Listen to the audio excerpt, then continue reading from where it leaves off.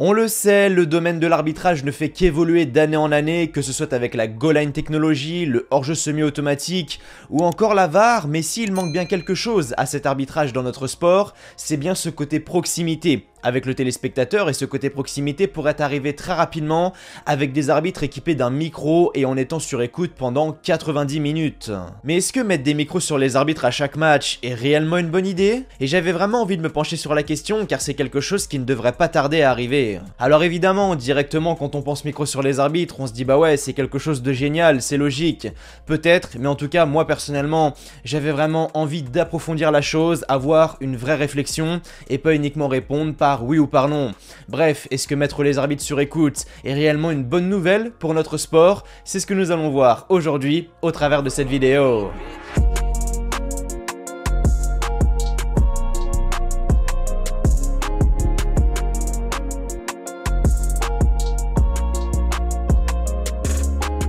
Bon alors déjà, s'il faut remercier quelqu'un, c'est avant tout la chaîne d'Amazon Prime qui, semaine après semaine, nous offre du très bon contenu Ligue 1, du contenu très novateur, sans parler de tout ce qui est avant-match, après-match, leurs consultants, ou encore leur émission Dimanche Soir Football présentée par Marina Lorenzo que j'apprécie énormément. Donc ouais, j'aime beaucoup cette chaîne, je suis très content qu'elle ait réussi à obtenir les droits de la Ligue 1, et cette vidéo, elle a lieu en partie grâce à elle, car je voulais vraiment un sujet qui était intéressant, mais également un petit peu différente d'habitude. C'est pour ça qu'aujourd'hui je voulais pas forcément parler d'une équipe en particulier, d'un joueur en particulier, d'un coach, bref, peu importe. Non, je voulais parler d'arbitres, et je me suis souvenu qu'il y a quelques mois, Amazon Prime faisait des vidéos où les arbitres étaient sur écoute et où on entendait tout ce qu'ils disaient. Dans ces vidéos-là, on est vraiment dans l'intimité de l'arbitre, et personnellement, j'adore ce genre de vidéos. Je trouve que c'est hyper instructif, on voit vraiment comment les rencontres sont gérées, on voit les dialogues entre l'arbitre central et les joueurs, mais également avec la VAR. Et la dernière fois, je discutais avec quelqu'un qui les avait vus et qui me disait que ça avait totalement changé sa perception de l'arbitre, et c'est quelque chose qui est compréhensible, car au travers de cette vidéo, on les voit vraiment sous un autre angle, avec un côté un petit peu plus humain. Pour ceux que ça intéresse, je vous mettrai les liens en description, et pour tous ceux qui critiquent les arbitres à longueur de journée, je vous invite réellement à regarder l'une de ces vidéos pour vraiment comprendre la complexité du métier d'arbitre, car croyez-moi, c'est vraiment pas quelque chose de facile. Et le but du coup, c'est que prochainement, on n'ait plus ce format arbitre sur écoute uniquement en vidéo, mais bien en temps réel, en direct à la télévision, et ça serait clairement une révolution. C'est pour ça qu'aujourd'hui, on va voir si mettre les arbitres sur écoute à chaque match est réellement une bonne chose. Même si bon, je pense que vous connaissez déjà la réponse, vu la différence de taille entre la partie avantage et la partie inconvénient. Et en parlant de partie, on va directement commencer avec la première, la partie avantage. Et comme je le disais en intro, déjà arbitrer c'est quelque chose de très compliqué, c'est un métier, et c'est pas quelque chose qui s'apprend du jour au lendemain. Et ce qui est vraiment bien avec cette mécanique de micro, c'est que dans un premier temps ça permet de découvrir une nouvelle facette de l'arbitre, car on le sait aujourd'hui, les arbitres ils ont souvent cette réputation de gars qui ne veulent pas discuter avec les joueurs, ou alors comme quoi on peut rien leur dire, et qui font preuve de beaucoup trop de fermeté, mais là au contraire, on voit vraiment que leur communication est claire et surtout très posée. Et personnellement, je trouve que ça nous offre une vraie proximité, une vraie transparence, ça nous permet d'être en immersion totale où finalement, on a l'impression d'être sur la pelouse, au cœur de l'action, mais tout en étant juste derrière notre écran. Ça nous permet aussi d'y voir plus clair sur certaines décisions et au moins savoir pourquoi elles ont été prises, car si au départ, tu étais en désaccord, après la justification de l'arbitre, au final, tu es capable de te dire ah ouais, c'est vrai que vu comme ça, il avait peut-être pas tort. Exemple tout bête, match de la saison dernière, entre l'AS Saint-Etienne et l'AS Monaco, on a Bouanga qui s'écroule dans la surface de réparation au contact de Badiachil, où au premier abord on se dit ouais, là il y a clairement penalty, et finalement non, mais c'est pas grave, car dans la foulée, on a une explication qui est claire et surtout très limpide.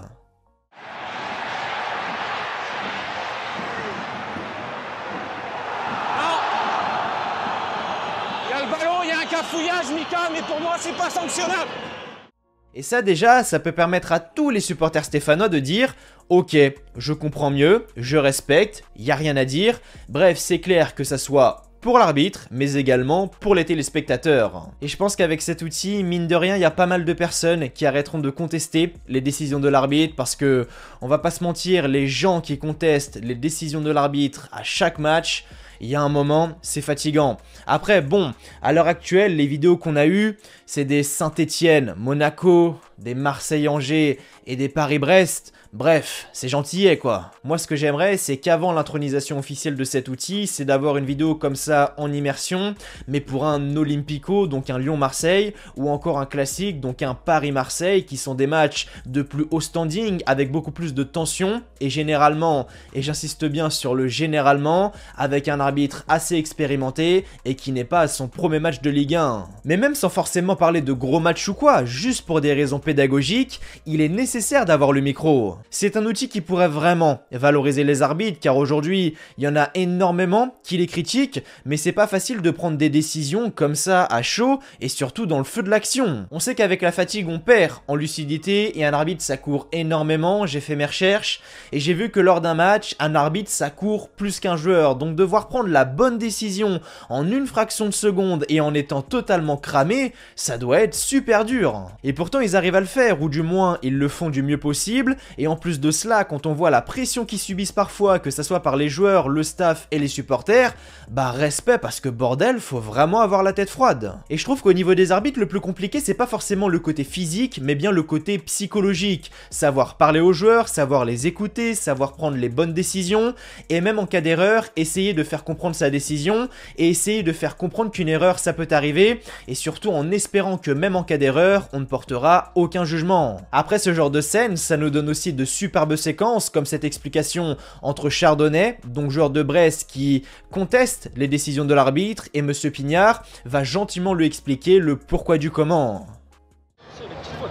Moi, je veux bien que vous les sifflez pour parler. Ouais. Moi, je dois les petites poussettes comme ça. Ouais. Moi, je veux bien. Pour moi, j'essaie de cohérent, mais je vais faire attention. Pas de Moi, soucis. sur Slimani devant, il y a 2-3, c'est un peu Ouais, limite. mais le seul problème, C'est un peu limite. sur Slimani, il y a clairement faute à chaque fois.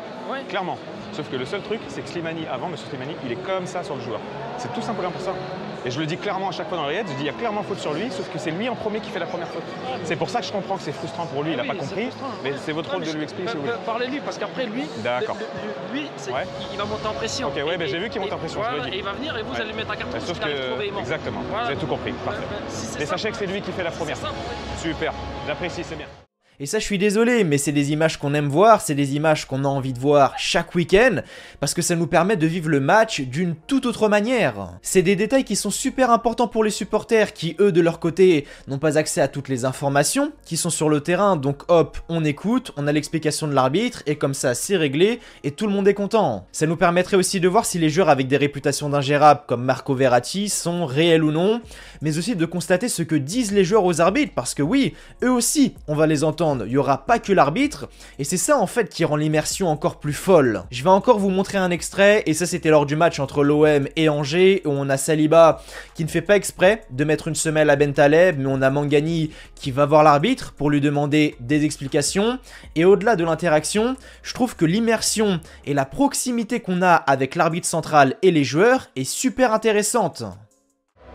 Je sais que vous faites pas exprès, que il y a une belle il est déséquilibré.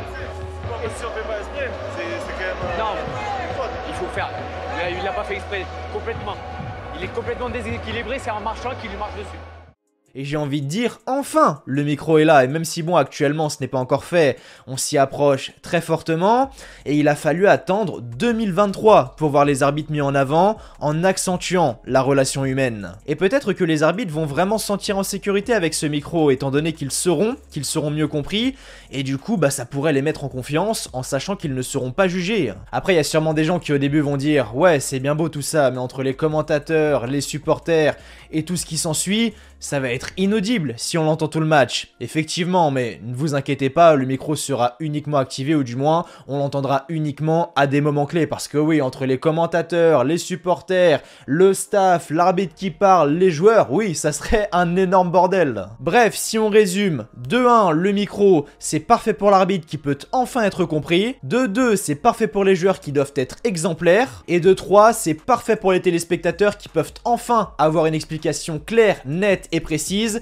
et ne pas s'énerver à la moindre faute. Petit aparté, mais il y a aussi la question des conférences de presse d'après-match pour les arbitres qui commencent réellement à être évoquées. Et vous, je sais pas ce que vous en pensez, les amis, n'hésitez pas à me le dire dans les commentaires, mais moi personnellement, c'est un grand oui. Pour moi, c'est un grand oui, car ça permettra d'avoir une explication très claire de la situation et de comprendre certaines décisions qui, pour nous, étaient totalement logiques, mais où l'arbitre en a décidé autrement et qui du coup pourront être expliquées à tête reposée et pas dans le feu de l'action, épuisé avec tout le brouhaha du stade, tous les joueurs, le staff et tout ce qui s'ensuit. Donc les conférences de presse d'après-match pour les arbitres, pour moi, c'est oui. Maintenant, pour ce qui est des inconvénients, et là ça sera beaucoup plus court parce qu'évidemment, mettre les arbitres sur écoute est une très bonne chose, mais il y a 2 points que je trouve quand même un petit peu négatifs. Le premier, c'est que je me dis peut-être qu'on peut perdre ce côté un petit peu naturel dans le sens où, étant donné que l'arbitre sait qu'il est sur écoute, ça peut amener un changement de comportement de manière positive, alors que ça se trouve, d'habitude, c'est un gros enculé, on sait pas. Et c'est pour ça que pour moi, le micro c'est toujours ou jamais, parce que le problème de ces entre guillemets reportages sur Amazon, c'est que c'est quelque chose de très rare, et du coup, lorsque l'arbitre est sur écoute, étant donné que c'est quelque chose qui arrive très rarement, il peut être amené à être tout gentil, très protecteur envers les joueurs, alors que d'habitude, ça se trouve, il a un comportement totalement différent. Donc d'un côté, je pense que ça peut quand même casser ce côté naturel de l'arbitre, ce qui en soi serait pas une mauvaise chose, mais bon, on se retrouverait pas face à sa vraie personnalité, alors que le but du système d'arbitre sur écoute, c'est d'avoir un maximum de transparence. Et enfin, deuxièmement, tout bêtement, c'est la question du langage. Parce que oui, si l'arbitre s'adresse à un joueur étranger, à un joueur non francophone, l'expérience sera un petit peu biaisée, parce qu'on ne comprendrait rien du tout, et faire des sous-titres en direct, c'est littéralement impossible. Bref, pour conclure, j'aimerais terminer sur le message de quelqu'un sur Twitter qui, suite à ces vidéos présentées par Amazon Prime, a déclaré ceci.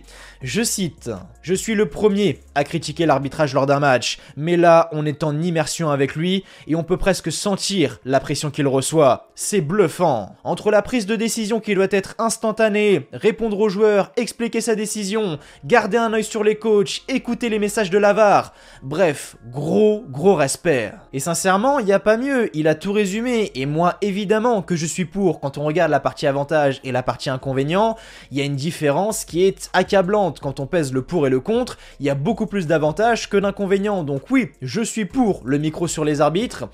Et aujourd'hui, il faut vraiment arrêter de critiquer, dénigrer ou encore juger les arbitres parce que, on l'a vu, c'est un métier qui est très compliqué pour moi. Il faut avant tout comprendre pourquoi l'arbitre a été mené à prendre cette décision en tout cas.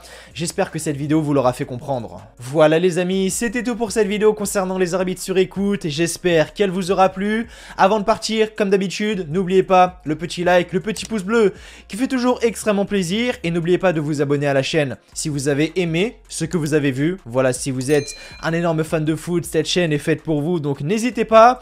Nous, on se retrouve vendredi pour la dernière vidéo de la semaine. D'ici là, prenez soin de vous. Je vous souhaite comme toujours que du bonheur, que les bonnes choses. Portez-vous bien et merci à vous d'avoir regardé cette vidéo. Allez, ciao, bye bye.